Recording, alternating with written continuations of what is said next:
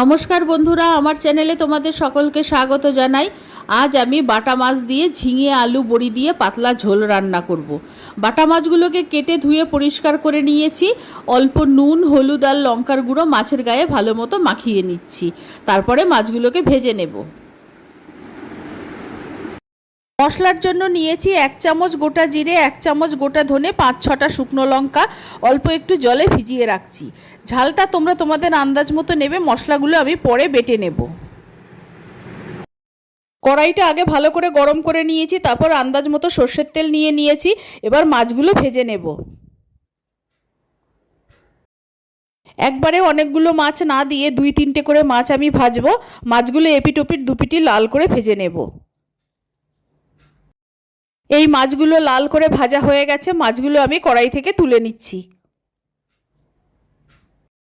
বাকি মাছগুলো কড়াইতে দিয়ে দিয়েছি ভাজা হওয়ার জন্য। বাকি মাছগুলো ভাজা হতে হতে ভিজিয়ে রাখা ধনে, জিরে, শুকনো লঙ্কাটা একটা গ্রাইন্ডারে নিয়ে নিচ্ছি। আদা আগে বেটে রেখেছিলাম, তবুও ধনে, জিরে, লঙ্কার সঙ্গে 1 চামচ আদা বাটা দিয়ে দিলাম। সব কিছু আরেকবার ফাইন করে পেস্ট করে নেব। বাটা মশলাটা একটা বাটিতে ঢেলে রাখছি। 2টো ছোট সাইজের টমেটোও বেটে নিলাম।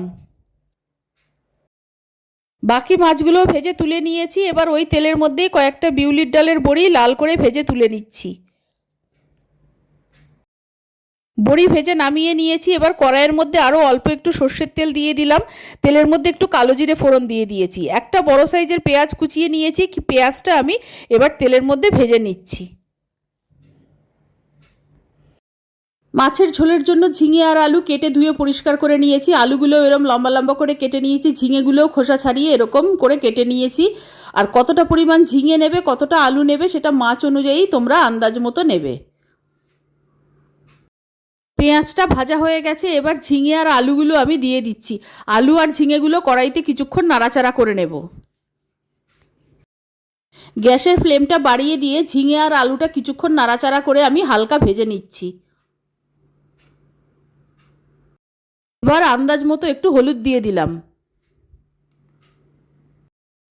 আদা, ধনে, জিরে আর শুকনো লঙ্কা বাটাটা আমি দিয়ে দিলাম। সব মশলা আর ঝিঙে আলু একসঙ্গে কিছুক্ষণ আমি কষিয়ে নিচ্ছি। মশলা আর ঝিঙে আলু প্রায় কষানো হয়ে গেছে। এখন আমি বেটে রাখা টমেটোটা দিয়ে দিলাম। টমেটোটা দিয়ে দেওয়ার পর সব উপকরণ আরও ভালোভাবে কষিয়ে নিতে হবে। যতক্ষণ না পর্যন্ত তেল ছাড়ছে মিডিয়াম ফ্লেমে কষাতে থাকতে হবে। মশলাটা কষানোর সময় আন্দাজ মতো নুন দিয়ে দিলাম। মশলা আর ঝিঙে আলু ভালো মতো কষানো হয়ে গেছে। এবার আমি জল দিয়ে দিচ্ছি। জলটা আমি বেশি পরিমাণেই দেব, কারণ আমি ঝিঙে আলু আর বাটা মাছ দিয়ে পাতলা ঝোল করব। আর ঝিঙে আলুটা সেদ্ধ হবে, তারপরেও যথেষ্ট পরিমাণে ঝোল থাকবে, সেই বুঝেই আমি জলটা বেশি করে দিচ্ছি। মাছের ঝোলটা খুব ভালো মতো ফুটে গেছে। ঝিঙে আলুগুলোও সিদ্ধ হয়ে গেছে, নুন ঝালও ঠিক আছে। এবার আমি ভেজে রাখা মাছগুলো আমি একটা একটা করে সব ঝোলের মধ্যে দিয়ে দিচ্ছি।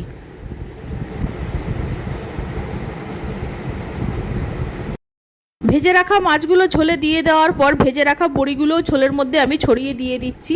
এবার সব উপকরণ ভালো মতো মিনিট 2 হাই ফ্লেমে ফুটিয়ে আমি নামিয়ে নেব। তাহলেই রান্নাটা হয়ে যাবে। ঝিঙে আলু বড়ি দিয়ে বাটা মাছের পাতলা ঝোল তৈরি হয়ে গেছে। আমি নামিয়ে নিচ্ছি। ঝিঙে আলু বড়ি দিয়ে বাটা মাছের পাতলা ঝোল তৈরি হয়ে গেছে। এই গরমে এই রকম মাছের পাতলা ঝোল গরম ভাতের সঙ্গে খেতে খুবই ভালো লাগবে। আমার রেসিপি ভালো লাগলে অবশ্যই আমার চ্যানেলকে সাবস্ক্রাইব করো, লাইক করো, শেয়ার করো, আমার পাশে থেকো। আর আমার নতুন পুরনো সকল বন্ধুদের আন্তরিক ধন্যবাদ জানিয়ে আমার ভিডিও শেষ করছি।